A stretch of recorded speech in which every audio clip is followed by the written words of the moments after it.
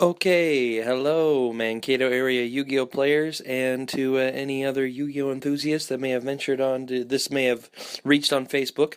This is Mankato area Yu-Gi-Oh videos, top 10 forbidden cards in Yu-Gi-Oh. We've got a tournament coming up this coming Sunday where people will be allowed to use 3 forbidden cards in their deck. And for many players who haven't even had the opportunity to use forbidden cards before, they might not really have a good concept of what cards are good. And so this video is an opportunity for you to learn just a little bit about the cards that are available and which ones you should run in your deck, because there are a lot of powerful forbidden cards in Yu-Gi-Oh! And hopefully this will help you sort things out a little bit. So, by the way, for this video, I hope people take the time to make more. I called it Mankato area Yu-Gi-Oh videos so that people would be encouraged to do some of their own, and we'll definitely post them on the Facebook page if people take the time to make them. Okay, so I'm not going to list all the cards on the forbidden list, and there are many cards that are very powerful that are extremely powerful in the right deck. I'm not going to put them in my top 10 because they're just too conditional, but in the right deck they are amazing.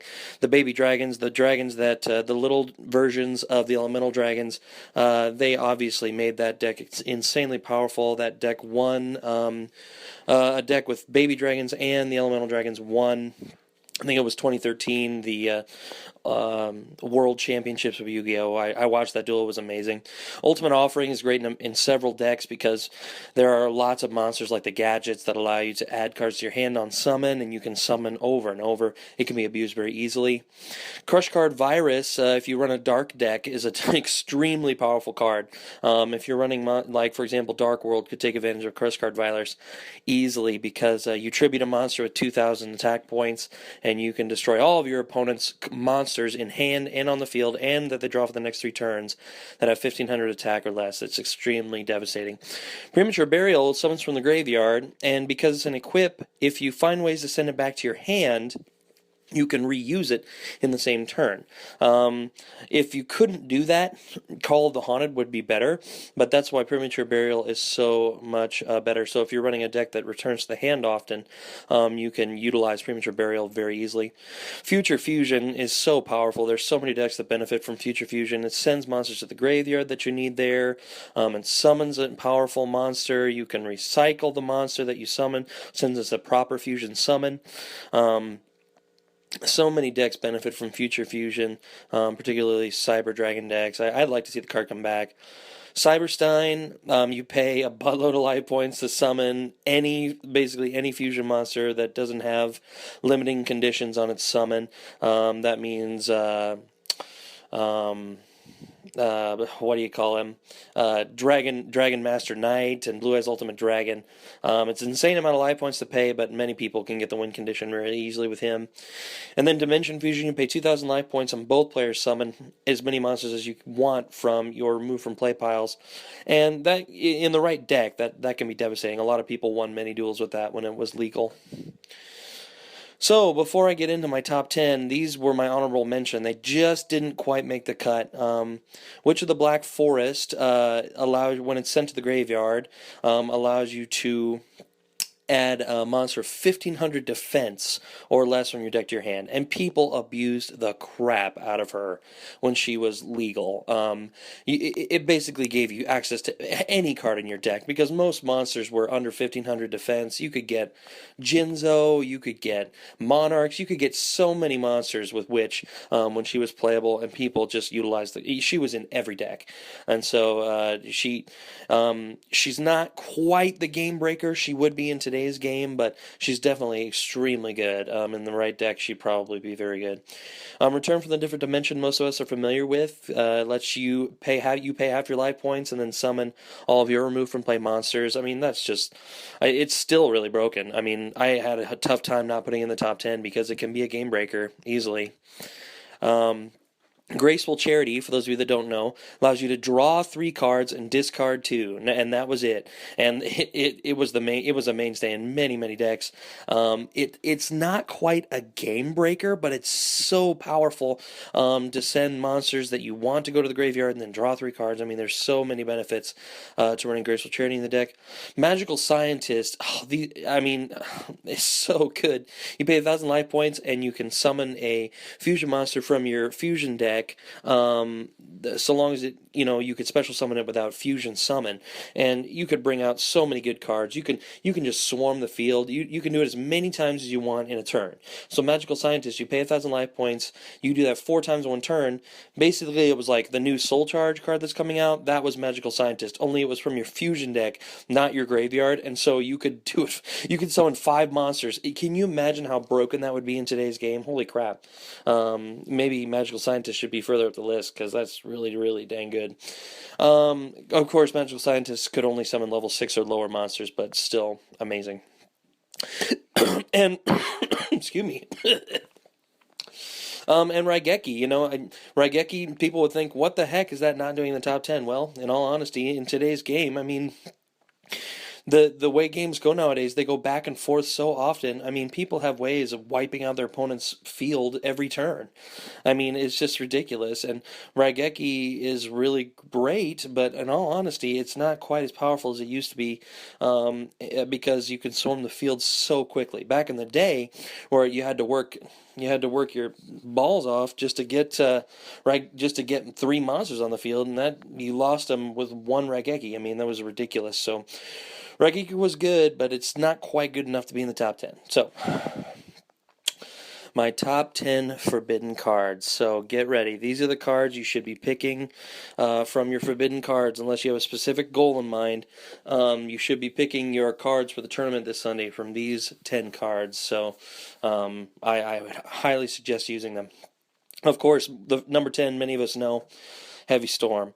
It destroys all spell and trap cards on the field. The reason it's not higher up on the list is because it's been a heavy trap format for a couple of ban lists now, and most likely Heavy Storm is going to destroy your own cards, even though it destroys all of your opponent's cards, and a lot of cards are chainable, but the fact, so it's still extremely powerful and can be a game breaker, but the fact that it will blow up your own back row is troublesome and makes it not quite as good, because basically the rest of the top 10 don't harm you at all. I mean, they have similar devastating effects that don't harm you, with the exception of 1. But you can turn it off whenever you want. So it's a very powerful card. Just a little too much potential to hurt the activating player. Number 9, Change of Heart. I mean, how many people spend half the duel trying to get Big Eye on the field so that they can take control of one of their opponent's monsters? Well, Change of Heart did it in 1 card. You did not have to go through the rigmarole of summoning all these level 7 monsters. You didn't have to go for Evil Swarm Bahamut. You didn't have to do for any of that crap.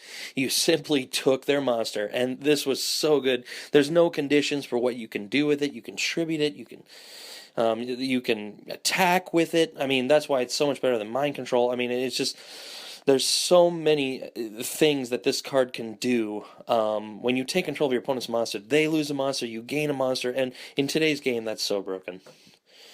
Fiber Jar, and my next card will be similar. This is a card that just, your opponent can be, it's a card that your opponent can be in complete control of the duel, and with 1 card you completely change it up, especially if you know how to play this card at the right time, because there is you'll gain more benefit if you activate this card at the right time. But Fiber Jar, as you can see, both players shuffle their cards on the field, their hands, and their graveyard into their deck, and shuffle them and draw 5 new cards. I mean, all the work that your opponent did trying to get monsters in the graveyard, all the work they did assembling that massive hand, gone. It is gone. And you get to hit the reset button. They don't see it coming. They could stack 4 monsters on the field thinking they're going to own you. Fiber Jar completely resets it. And there's not much defense against flip effect monsters nowadays, so this is an insane card for today's game, and I hope a few people play it because it's so good. And the next card is equally as powerful. Cyberjar. Cyberjar, there were so many. I mean, Fiberjar and Cyberjar were in every deck. I mean, all these cards were in every deck back when there was no Forbidden List. Decks were so cookie cutter, but it was for a good reason because it just, there were so powerful effects. This destroys, this card flips, it destroys every monster on the field, so it doesn't target. And then both players pick up 5 cards from the top of their decks and special summon all level 4 or lower monsters among them, and the rest of the cards get added to the hand.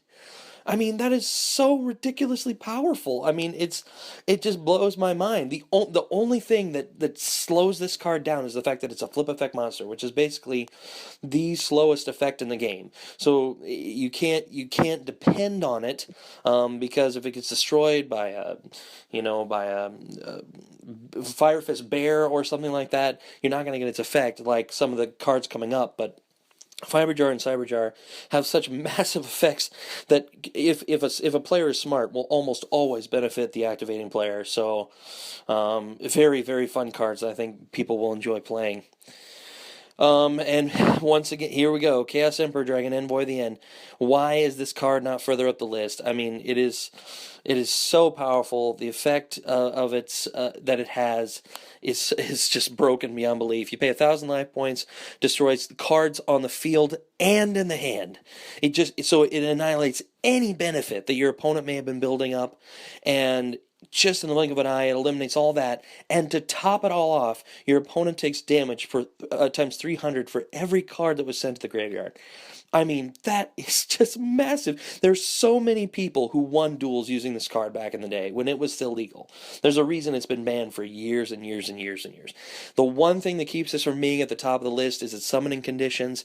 And people wonder, well, why wasn't this in the list of cards that are just for specific decks? Because it does require a light and a dark monster. Folks, you can splash this card into any deck. If you're running, most decks can run a couple light or dark monsters. And if you have this card in your deck, you are building around it. And so, there's so many different types of decks you can build, and then summon this card. It's so broken, so good. If you summon it back from the graveyard using Call the Haunted or something, you can use its effect again. Just insane. So, a very, very powerful card. I hope we see it on Sunday. Okay, so we're getting to the top 5. What are the top 5 forbidden cards in Yu-Gi-Oh? Well, here we go. Number 5, Yata-Garasu. For those of you that are unfamiliar with how this card works, it's a spirit monster, so it gets sent back to your hand the turn you normal summon it, and it can't be special summoned. But its effect is just massive. If you do damage, so it's only got 200 attack, but if you do damage to your opponent with it, they can't draw. Yata Lock was one of the most powerful decks, one of the most powerful techs in Yu-Gi-Oh! For years. I mean, people ran it like crazy. People added, the very first card people would add to their hand with either Sangin or Witch of the Black Forest was Yata-Garasu if they had the opportunity, because it didn't matter how far ahead your opponent was in life points. It didn't matter how much of a better chance they had of winning than you. If you were able to get rid of the monsters they had on the field and attack directly with Yata, you had won the duel. It was so good, and it still is good. People, it's not as good nowadays because people can summon so many monsters in one turn, but being able to block a draw, is just just insane. So very, very good. Yata-Garasu. Number 4, Delinquent Duo. So there are other cards similar to this one, like Mind Crush and the Forceful Sentry and Confiscation. What sets Delinquent Duo apart? The fact that it makes your opponent discard 2 cards. Okay, so it's an automatic +1 for you, but it at the same time it hits your opponent. it's much more devastating to give your opponent a negative than for you to get a positive, because when you get a positive, it doesn't affect your opponent's ability to make their positives. But if you make your opponent discard 2 cards before they can even play them, because most cards in people's hands nowadays are going to give them access to like another card or 2 other cards or 3 other cards. Just think about Karikuri decks or Mermail decks or Fire Fist decks. They all add more cards to the hand. Well, if you send them to the graveyard from the hand, you are going to devastate what they are able to do. And Delinquent Duo gets rid of 2 of them. No other card is even close to as powerful when it comes to discarding cards from the hand. So Delinquent Duo is number 4. Number 3, what's it gonna be? Number 3, you can guess, it is Imperial Order. This card is so good. In case you don't know, Imperial Order is a continuous trap card, and as long as it remains face up on the field, you negate the effects of spell cards on the field. So if your opponent activates a spell card, you chain Imperial Order, and it'll negate the spell card. So your opponent doesn't see it coming. Your opponent activates the spell, and you block it with this card. You don't have to pay a single life point. You pay 700 life points during your standby phases. If you don't, the card is destroyed. That is optional, which means you don't have to pay it. But if you, I mean, in decks that don't utilize magic cards very much, like Mermail, this card is so powerful. There's so many cards there's so many decks that base around magic cards right now, like Fire Fist and Bujin, and Sylvan's gonna have a lot of that. There are other decks that won't, but everybody utilizes powerful magic cards. The one thing you have to be careful about using Imperial Order is that your opponent can chain Mystical Space Typhoon to it. So once you activate Imperial Order, if your opponent controls an MST, they can use it to destroy Imperial Order in front of its effect. But once it's activated on the field and you control when people can use their magic cards, this is absolutely broken. And so it's been banished for a long time. I'm going to be super tempted to play it in my deck on Sunday because it's just so damn powerful. It just might not be quite as fun, but it controls duels as well as any card in the game. Number two, what's it gonna be? I'm excited about number 2 because I bet most people don't have one of these, but I do, and it is Harpie's Feather Duster. It is Heavy Storm on steroids, which, as most people know, many people are familiar with Heavy Storm because it hasn't been too long since Heavy Storm was forbidden. But Harpie's Feather Duster was banned as soon as ban lists were around, and it's been banned ever since. It destroys all your opponent's spell and trap cards on the field. And there's no drawback. Your opponent can chain to it, but it's not going to matter. You're going to use this at the start of the turn. It's going to wipe them out. It's 10 times better than Trap Stun. It's 10 times better than 7 Tools of Bandit. It's 10 times better than Solemn Warning. This card is so good. Just think about how much back row we usually have to deal with in Yu-Gi-Oh nowadays. Like 3 to 4 cards. And if you've got this in your opening hand and your opponent sets all those back rows thinking, oh, we don't have a card like this anymore, and you play Harpie's Feather Duster, you are almost guaranteed to win the duel. And it's just got so many benefits. This card will definitely be in my deck on Sunday. No doubt about it. And the number 1 card, the number 1 forbidden card in Yu-Gi-Oh! So many decks can benefit from it. It is so broken, so good. If it was in today's game, it would define how we play the game, and that is Painful Choice. If you don't know what Painful Choice does, because it's actually not quite as popular as some of the other cards, you select 5 cards from your deck and show them to your opponent. Your opponent adds 1 card to your hand, and the rest go to the graveyard. Can you imagine this card in an Elemental Dragon deck? Can you imagine this card in a Chaos deck? Can you imagine this card in like a Karikuri deck? Or, you get to basically load your graveyard with any cards, and then to top it all off, your opponent has to add one of the cards to your hand. Now granted, you'll probably be playing somebody, semi-smart, and they'll have an idea of which card you would least want to have in your hand, but more than anything, you get to send those other 4 cards to the graveyard.